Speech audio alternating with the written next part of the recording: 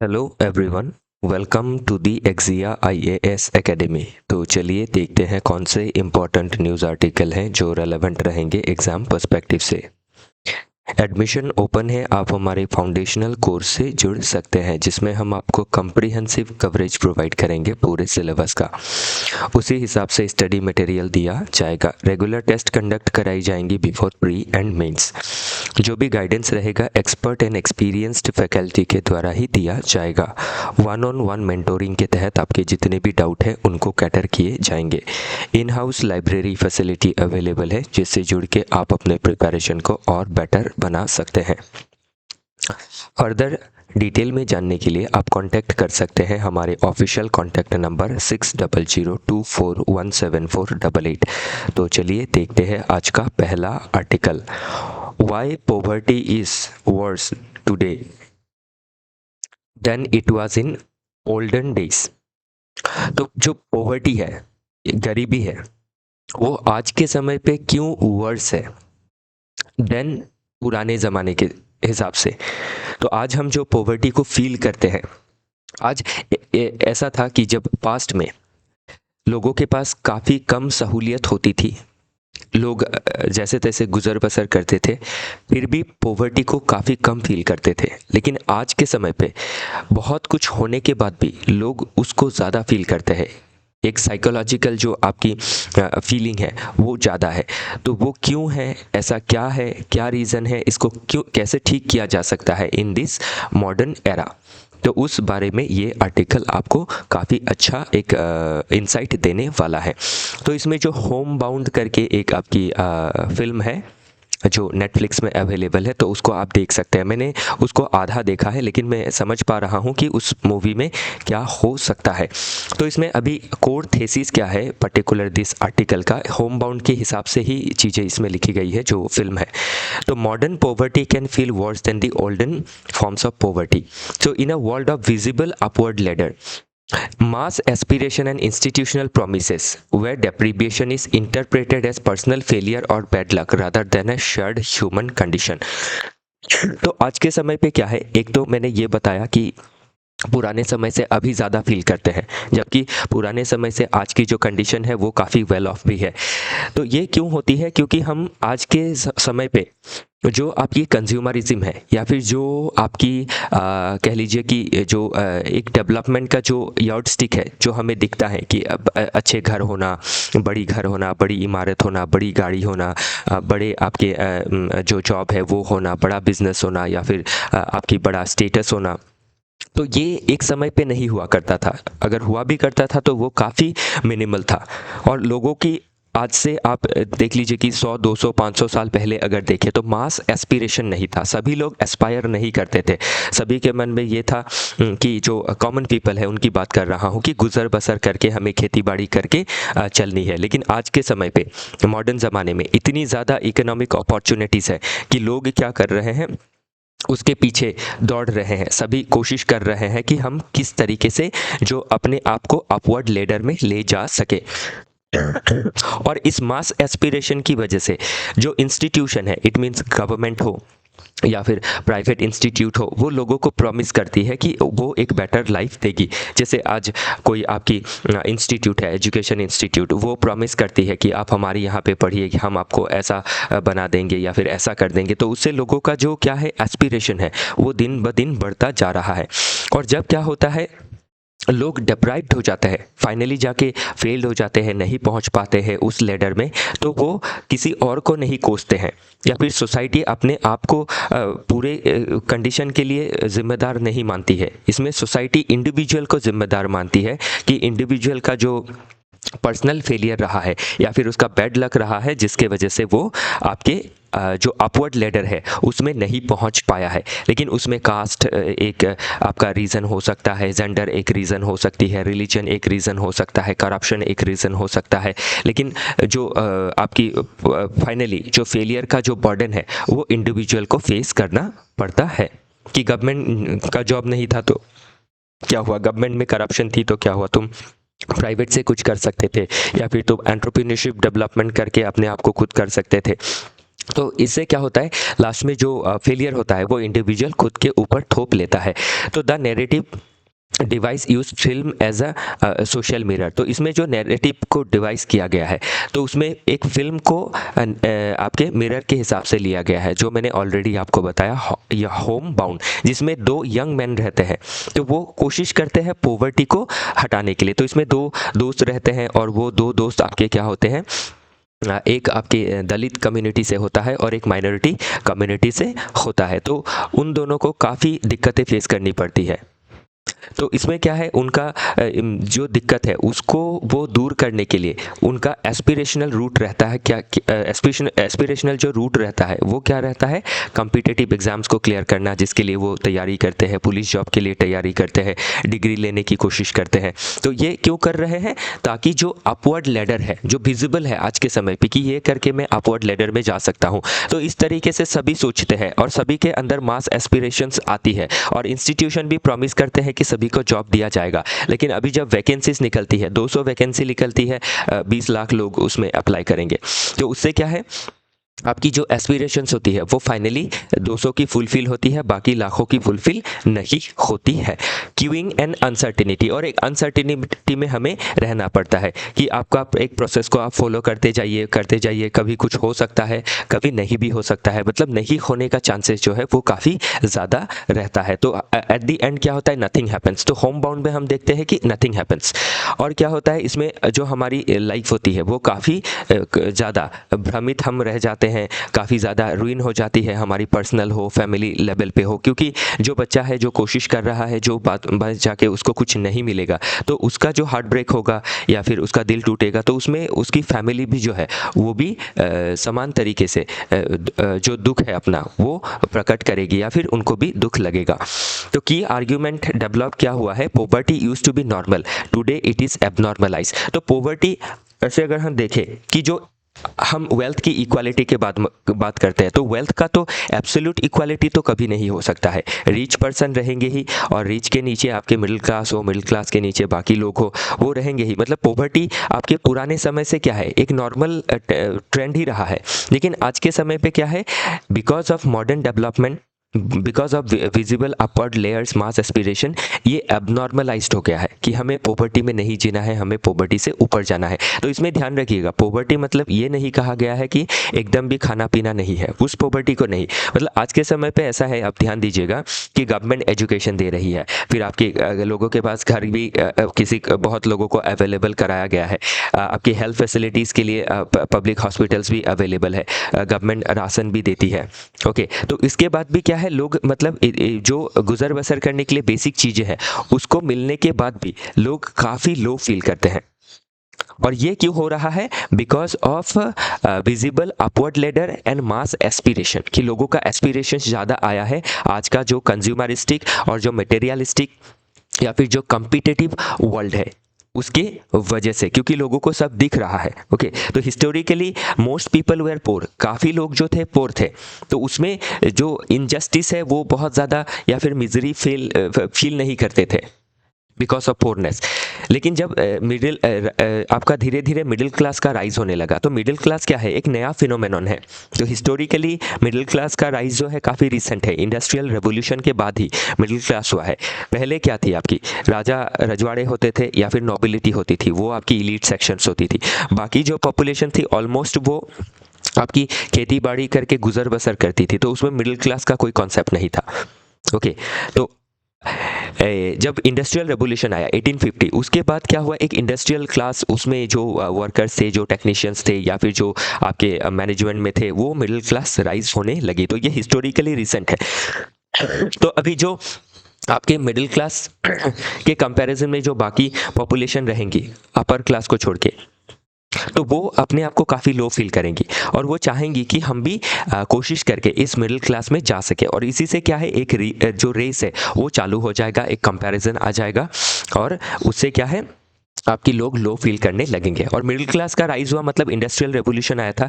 Industrial revolution के साथ consumerism, materialism, standard of living के कॉन्सेप्ट्स, ये सभी चीज़ें राइज करने लगेंगी। और इन्हीं को हासिल करने के लिए जो आपके सो कॉल्ड पोर है वो कोशिश करने लगेंगे और एक आपके मास रेस में लग जाएंगे, जिससे क्या है, लोग मेंटली खुश नहीं रह पाएंगे, क्योंकि बहुत ज़्यादा compete करेंगे, कट थ्रोट कंपटीशन होगा, बहुत ज़्यादा रेट रेस होगा। तो उसमें कोई उस लाइन को पार करेगा, बहुत सारे पीछे रह जाएंगे।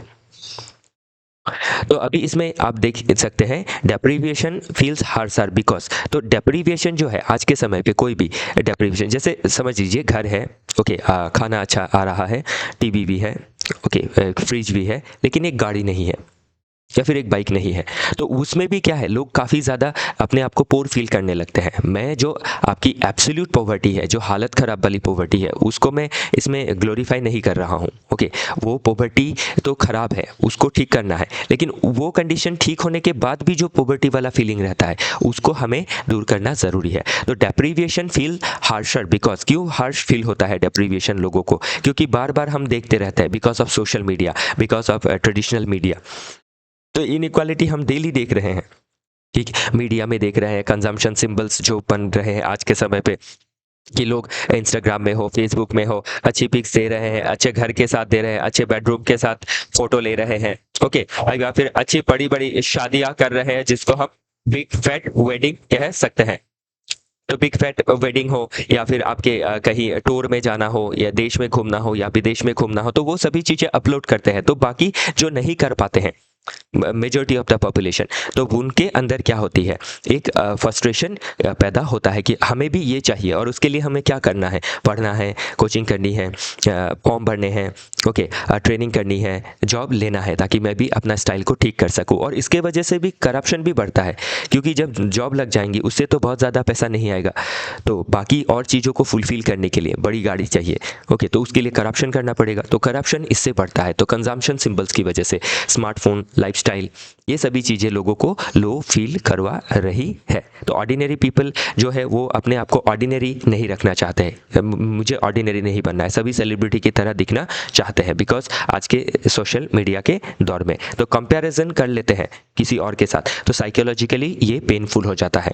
तो इसमें इस टाइप की पॉवर्टी के बारे में बात किया गया है। बाकी पॉवर्टी तो क्या है, एक आपकी नॉर्मल चीज़ है कि लोग कंपैरेटिवली पॉवर्टी आपकी फील आप कर सकते हैं। किसी के पास आपके रूबिकॉन है या फिर ऑडी है, आपके पास ऑल्टो है, तो आप ऑल्टो वाला पॉवर्टी में है, तो लेकिन उसको वो पॉवर्टी जो फील हो रहा है वो ज़्यादा साइकोलॉजिकल है देन रियल, क्योंकि रियल में उसका लाइफ अच्छा है कि उसके पास एक घर है, उसके पास आपकी वो जो भी आपके फैमिली मेम्बर्स चाहिए वो है, ओके, उसकी सारी नीड्स पूरी हो गई है, लेकिन कंपैरिजन उसको साइकोलॉजिकली काफ़ी ज़्यादा पेन दे रहा है, एक फीलिंग ऑफ डेप्रिपिएशन दे रहा है, ओके। तो अभी किसी के पास 10,000 का फ़ोन है, सैमसंग है, तो किसी के पास 2 लाख का आईफोन है, तो वो कंपेयर कर रहा है, तो इसमें एब्सोल्यूट पॉवर्टी जो है उसके बारे में हम कम बात कर रहे हैं, जो रिलेटिव पॉवर्टी है कि relation in relation to someone else, तो वो चीज़ हम देख रहे हैं। Hope is the central technology of the modern order. तो आज के समय पे होप क्या है,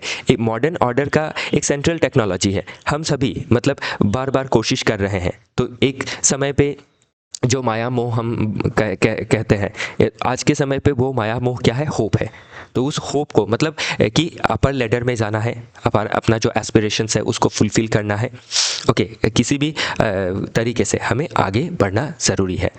तो उसमें क्या है, तो जो होप है वो आपकी इस मॉडर्न टाइम को सस्टेन कर रही है, और लोग होप को लेके प्री ऑक्यूपाइड है और काफ़ी ज़्यादा पेशेंट भी है, इसीलिए बार बार कोशिश करते रहते हैं, सोशली कंप्लाइंट भी बनते हैं, ओके, कि अगर इज्जत चाहिए तो कुछ ना कुछ करना होगा, पैसे कमाने होंगे। तो इसीलिए क्या है, लोग एक होप को लेके काम कर रहे हैं, किसी भी एग्ज़ाम के लिए हो, एमबीबीएस के लिए हो, या फिर यूपीएससी के लिए हो, या फिर एपीएससी के लिए हो, या फिर क्लैट के लिए हो, सभी अपनी कोशिश जारी रख रहे हैं, और जो सक्सेस कर रहे हैं वो आगे बढ़ गए हैं, स्टैंडर्ड को मीट कर लिया है, और जो नहीं कर पा रहे हैं उनके अंदर एक साइकोलॉजिकली जो एक पेनफुल सिचुएशन है वो बरकरार है, ओके।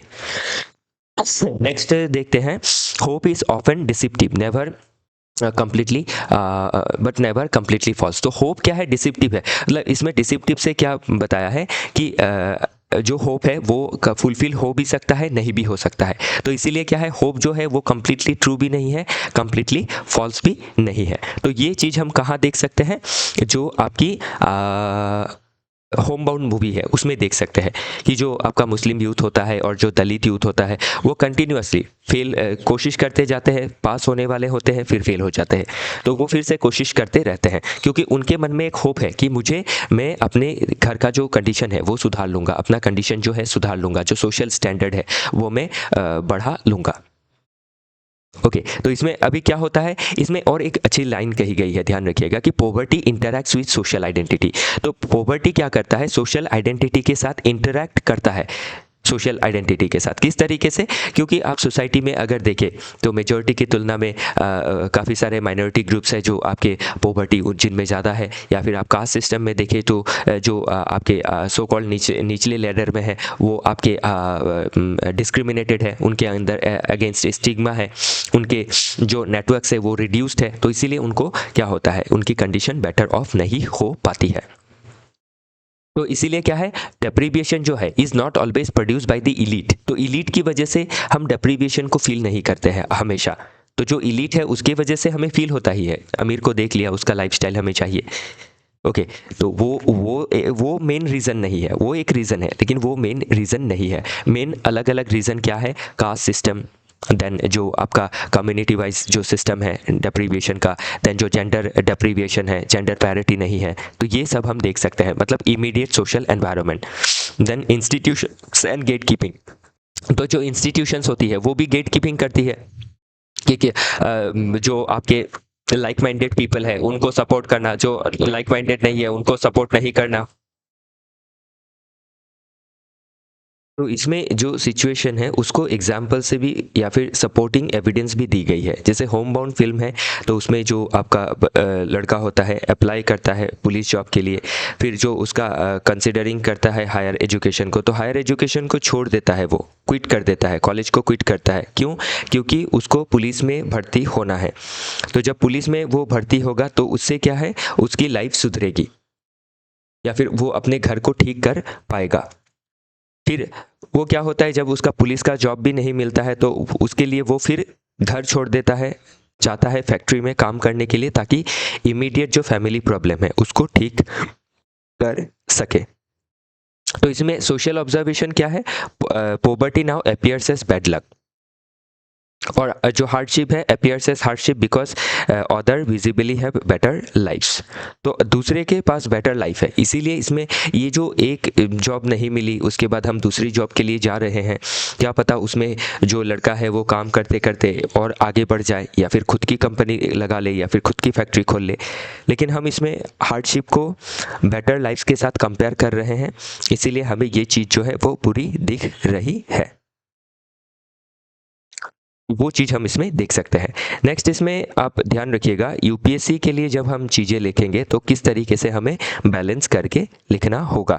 तो अभी इसमें क्या है, मटेरियल कंडीशन अगर देखें आज के समय पे तो पुराने समय पे काफ़ी बेटर है। पुराने समय से life expectancy, literacy, access to services, तो जो वर्ड्स फीलिंग है मन के अंदर, तो मैंने ऑलरेडी ये आपको बताया कि घर है, आपके पास गाड़ी भी है छोटी सी, आपके पास छोटा सा मोबाइल फ़ोन भी है सस्ता वाला, फिर भी आप क्या है अपने आप को वर्ड्स फील कर रहे हैं। क्यों?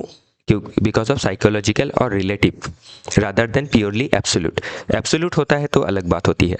तो आज अगर हम देखें आज के समय पे because of governments intervention, life expectancy हो, लिटरेसी हो, एक्सेस टू सर्विसेज हो, पहले के ज़माने में काफ़ी बढ़ी है। और इसी के साथ अगर देखें, hope can be empowering not only controlling. तो इसमें हमें ये भी साइड देखना है कि होप क्या करता है, हमें एम्पावर करता है, हमें मोटिवेट करता है इन्वेस्ट करने के लिए इन एजुकेशन, इन मोबिलिटी और एंटरप्रेन्योरशिप। तो इसीलिए डिसएडवांटेज जो है वो सिर्फ कम्युनिटी ड्रिवन ही नहीं है, वो स्ट्रक्चरल भी है। जैसे लेबर मार्केट को में जो फ्रिक्शन है, स्टेट कैपेसिटी में अगर कमी है तो उससे भी क्या है, लोगों की कंडीशन कम सुधरती है, या फिर अगर डिस्क्रिमिनेट किया जाता है, तो ये सभी चीज़ें हमें क्या करनी है, इसके काउंटर में लिखना है। ओके, ध्यान रखिएगा। नेक्स्ट की टर्मिनोलॉजीज को देखें तो इसमें मेनली हम ये दो चीज़ देख रहे हैं पॉवर्टी के कॉन्सेप्ट में। एब्सोल्यूट पॉवर्टी मतलब inability to meet basic need even food and shelter, तब हम कह सकते हैं कि इनको काफ़ी ज़्यादा जो आपकी सपोर्ट है वो ज़रूरत है। नॉट एनफ कैलोरी और income for survival. Relative poverty क्या है, जब हम कंपेयर कर लेते हैं अपने आप को दूसरे स्टैंडर्ड के साथ। तो जैसे अगर हम देखें कि एलोन मस्क अगर कंपेयर करें, अंबानी अगर कंपेयर करे एलोन मस्क से, तो अंबानी गरीब है। अंबानी से अगर कंपेयर करे कोई डॉक्टर है, या फिर शाहरुख खान ही अगर कंपेयर कर ले तो भी वो भी गरीब है। ओके, तो वो जो रिलेटिव पॉवर्टी है, या फिर एक जो टीचर है वो डॉक्टर के तुलना में कंपेयर करे तो टीचर जो है वो गरीब है।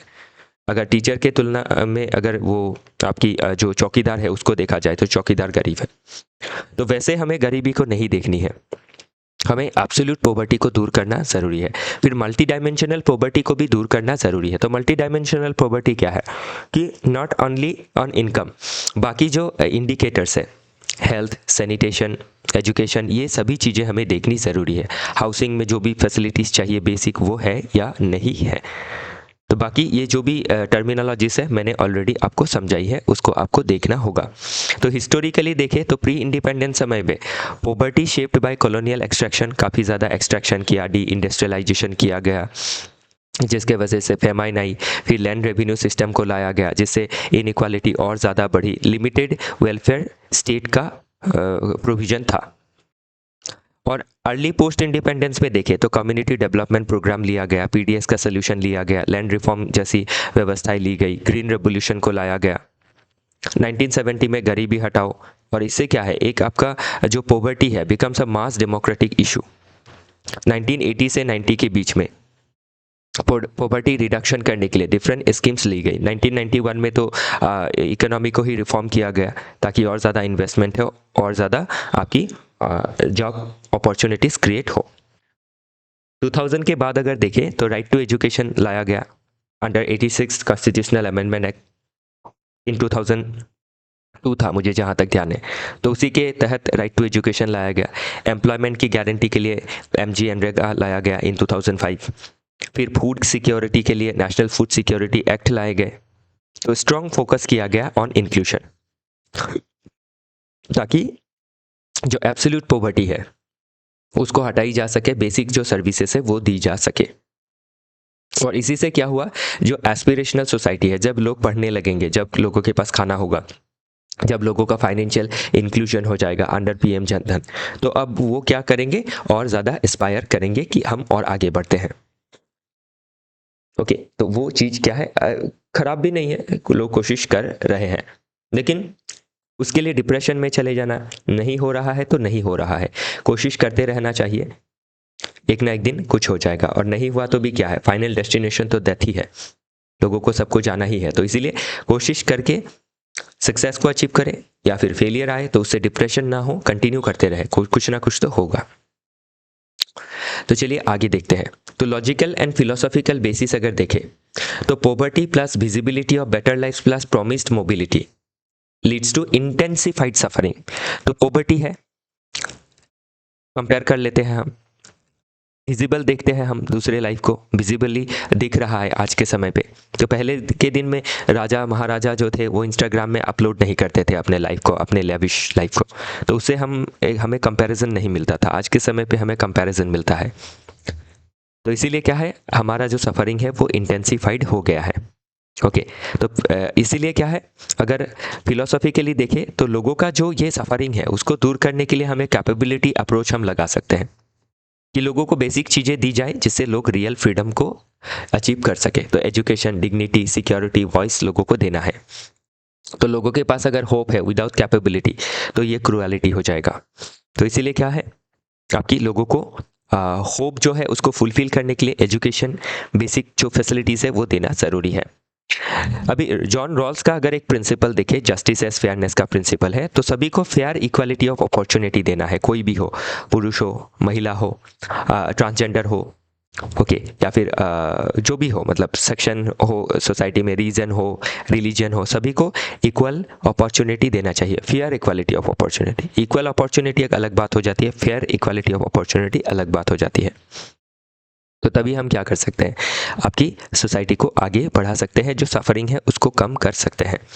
नेक्स्ट चैलेंजेस अगर देखें तो इकोनॉमिक चैलेंज क्या है, गुड क्वालिटी जॉब अवेलेबल नहीं है। इंस्टीट्यूशनल अगर देखें तो पब्लिक एजुकेशन वीक है, वीक कैरियर गाइडेंस है। सोशली अगर देखिए तो caste based, religion based, gender based जो डिस्क्रिमिनेशन है। पॉलिटिकली देखिए तो जो पॉपुलिस्ट पॉलिसीज है जिससे लॉन्ग टर्म गोल जो है वो फुलफिल नहीं हो पाता है।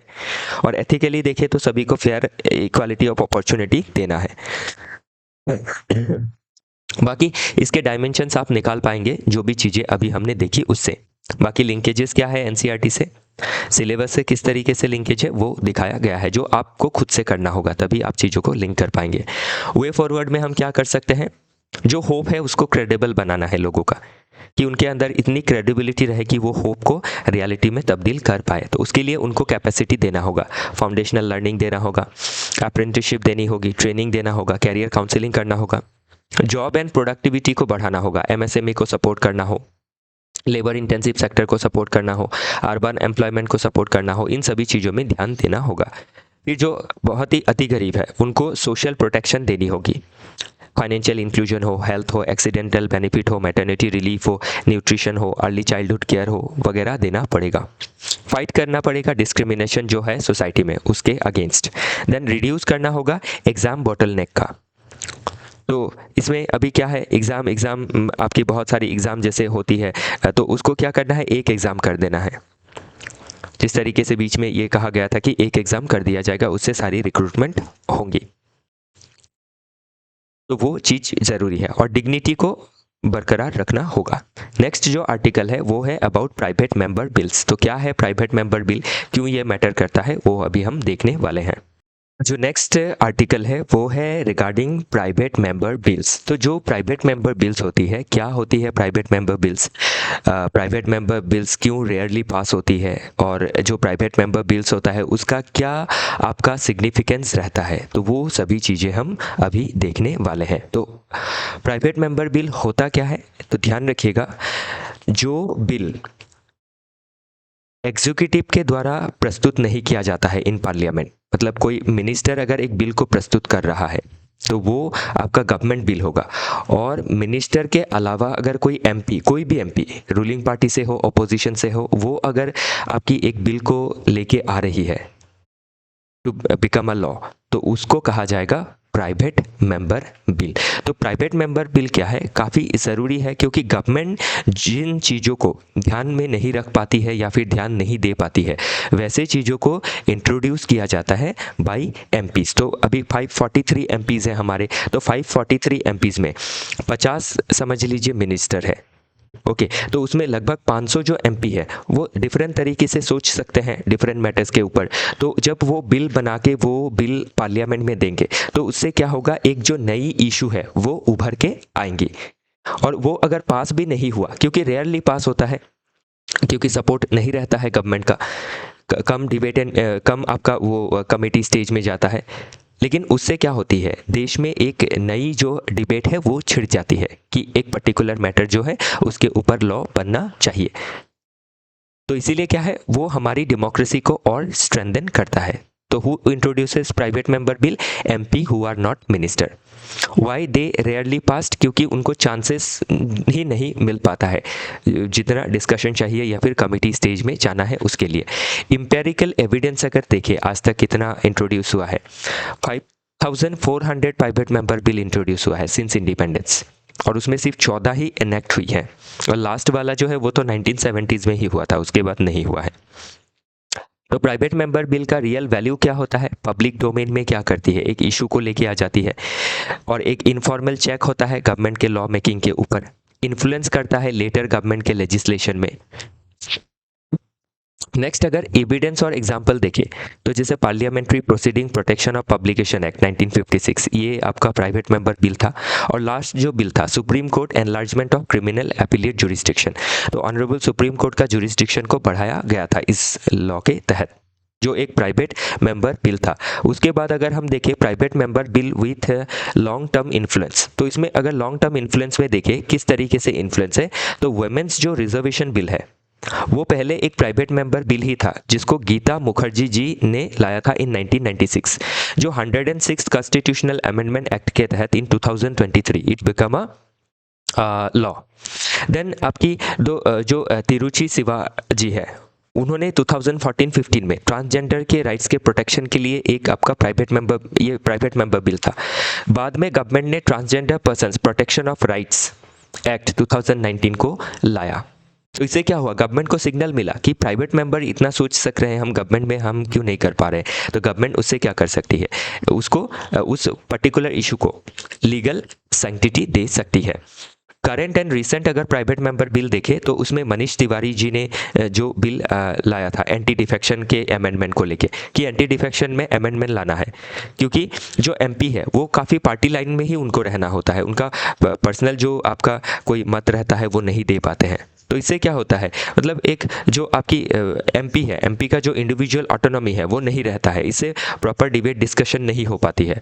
फिर सुप्रिया सुले जी ने राइट टू डिस्कनेक्ट बिल लाया था, तो इससे जो मॉडर्न रियलिटी है वो हमें पता चलती है कि जो वर्कर है वो कितने ज़्यादा स्ट्रेस में रहते हैं, कि वर्किंग आवर के बाद भी उन्हें काम करते रहना पड़ता है through online platforms like email हो, मैसेजेस हो वगैरह। शशि थरूर जी ने जो मैरिटल रेप है उसको क्रिमिनलाइज करने के लिए जो आपकी मुद्दा को उठाया, private member bill touching criminal justice reform. तो इसमें ऑलरेडी ये जुडिशरी के पास डिस्कशन में है, प्लस एक बिल आ गया। तो इससे क्या है, जो मैरिटल रेप का कंसर्न है वो और ज़्यादा क्या करेगा, उसको हवा मिलेगी, उसके ऊपर डिबेट होगा और वो चीज़ फाइनली जाके फिक्स होंगी। ओके तो बाकी की टर्मिनोलॉजीज ऑलरेडी बताया। प्राइवेट मेंबर बिल क्या है, जो मिनिस्टर प्रस्तुत नहीं करते हैं, जिसको एमपी करता है। गवर्नमेंट बिल, जिसको मिनिस्टर लाता है। व्हिप क्या होता है, पार्टी इंस्ट्रक्शन होता है जिसको फॉलो करना होता है, नहीं करने से आपकी डिसिप्लिनरी एक्शन ली जा सकती है। एंटी डिफेक्शन लॉ, अभी व्हिप एंटी डिफेक्शन लॉ की वजह से ही आया है, इससे पहले भी था लेकिन एंटी डिफेक्शन लॉ ने इसको और ज़्यादा स्ट्रेंथ बना दिया है, स्ट्रेंथन कर दिया है इसको। तो एंटी डिफेक्शन लॉ आपका 52nd अमेंडमेंट एक्ट के तहत आया, 10 शेड्यूल ऐड किया गया, तो जिसमें क्या है कि पार्टी लाइन के हिसाब से काम करना है। नो कॉन्फिडेंस मोशन क्या होता है, जो गवर्नमेंट के अगेंस्ट लाया जाता है। मनी बिल क्या होता है, जो आपके मनी रिलेटेड मैटर्स होती है, फाइनेंशियल मैटर्स, जिसमें राज्यसभा का पावर लिमिटेड होता है, उनको 14 डेज में यस नो करके भेजना है, जो भी कहे वो मैटर नहीं करता है। राइट टू डिस्कनेक्ट जो बिल लाया गया सुप्रिया सुले जी के द्वारा, उसके बारे में अभी हमने देखा। तो ये सभी चीज़ें, आगे बढ़ते हैं। प्री इंडिपेंडेंस एरा में अगर इसका हिस्ट्री अगर देखें इस आर्टिकल का, तो प्री इंडिपेंडेंस एरा में क्या था, प्राइवेट जो मेंबर्स थे, लिमिटेड लॉ मेकिंग पावर था, लेकिन क्या है, जो भी इशू उठाई जाती थी बाई ऑपोजिशन पार्टी, ओके तो उसको कम मतलब आंका जाता था बाई गवर्नमेंट, लेकिन उससे एक एजेंडा सेटिंग हो जाता था। अर्ली डेकेड्स में अगर देखें तो मोर स्पेस था, कम डिसरप्शन था इन पार्लियामेंट, तो इसीलिए हम देख सकते हैं कि 14 बिल पास हो गई थी। 1970 में लास्ट बिल था, और 1980s के बाद हम देख सकते हैं कि आपका एंटी डिफेक्शन लॉ लाया गया और काफ़ी ज़्यादा पार्टी डिसिप्लिन मेंटेन की गई। तो इससे क्या है, जो आपकी क्या कहे कि जो एमपीज़ है उनकी जो एक इंडिपेंडेंस है, ऑटोनॉमी है, वो घट गई है। इसीलिए प्राइवेट मेंबर बिल भी पहले की तुलना में घटा है बाय रूलिंग पार्टी, ऑपोजिशन से आती रहती है। ओके तो ये सभी चीज़ें, और बाकी प्रेजेंट का तो हमने दिखाया, सुप्रिया सुले जी का राइट टू डिस्कनेक्ट या फिर मैरिटल रेप का एक्सेप्शन को हटाना वगैरह। लॉजिकल एंड फिलोसॉफिकल बेस देखें तो डेमोक्रेसी को ये क्या करता है, और स्ट्रेंथन करता है, डेलिबरेशन को और बढ़ाता है, रिप्रेजेंटेशन ऑफ डाइवर्स कम्युनिटी को दिखाता है। ओके देन एक आपका जो लेजिस्लेटिव स्पेस है वो अपोजिशन के लिए भी ओपन रहता है। और फिलोसॉफिकली देखें तो डेलिबरेटिव डेमोक्रेसी को और स्ट्रेंथन करता है। डेलिबरेटिव डेमोक्रेसी मतलब क्या, बातचीत के जरिए किसी चीज़ में हल में आना। प्लूरलिज्म को ये दर्शाता है, चेक्स एंड बैलेंस भी लाता है। तो ये जो एग्जीक्यूटिव है उसको चेक करता है कि आप पर्टिकुलर चीज़ नहीं कर रहे हो, आपको करना चाहिए, हमारा बिल पास नहीं करते हो, आप खुद का पास कर लो, खुद का ले आओ ऐसा एक बिल, वो चीज़ें। तो चैलेंज क्या है प्राइवेट मेंबर बिल को लेके, लिमिटेड टाइम दिया जाता है प्राइवेट मेंबर बिल को, कमेटी लेवल पे जाती ही नहीं है। पॉलिटिकल एंड स्टेक होल्डर का रेजिस्टेंस देखा जाता है, गवर्नमेंट इसको अवॉइड करती है, अपोज करती है। Then legal and constitutional constraint भी हम देख सकते हैं, जैसे मनी बिल हो वगैरह में प्राइवेट मेंबर बिल का कोई प्रोविजन नहीं है। फिर आपका एक सोशल रिस्क भी हो सकता है, तो जैसे अभी मैरिटल रेप है, इसको लेके polarisation, misinformation, underreporting, ये सभी प्रॉब्लम आ सकती है। बाकी मल्टी डायमेंशनल एनालिसिस आप देख लीजिएगा, अभी आप इसको सक जाएंगे। नेक्स्ट वे फॉरवर्ड में क्या करना है, प्रोसीजरल रिफॉर्म लानी है, कैलेंडर में टाइम देना है प्राइवेट मेंबर बिल के लिए, और बिल को डिपार्टमेंट रिलेटेड स्टैंडिंग कमेटी के पास भी भेजना है ताकि उसका मेरिट को चेक किया जा सके। रिसर्च एंड ड्राफ्टिंग का सपोर्ट देना चाहिए एमपी को, क्योंकि मिनिस्टर्स के पास तो पूरा मिनिस्ट्री होता है एक बिल को ड्राफ्ट करने के लिए। एंटी डिफेक्शन का रिकैलिब्रेशन होना चाहिए। एंटी डिफेक्शन जो है, जो डेलिबरेटिव डेमोक्रेसी को ख़त्म कर रही है, उसको कम करना चाहिए। ट्रांसपेरेंसी एंड ट्रैकिंग करते रहना चाहिए बिल का, क्या बिल में क्या है, कौन से स्टेज में है, वो सभी चीज़ें।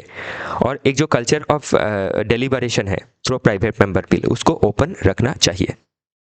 तो ये 2 आर्टिकल मैंने काफ़ी बारीकी से आपको समझाया। बाकी इसी तरीके से और आर्टिकल हैं, इसको आपको खुद से पढ़ना होगा, और कोई डाउट रहता है तो आप हमें बताइएगा। हमने आपको बताया कि किस तरीके से चीज़ों को कवर करना है। तो इसी के साथ आज का जो डिस्कशन है वो समाप्त होता है। फिर मिलेंगे डिफरेंट आर्टिकल के साथ। हमारे साथ जुड़े रहने के लिए आप सभी का बहुत बहुत धन्यवाद।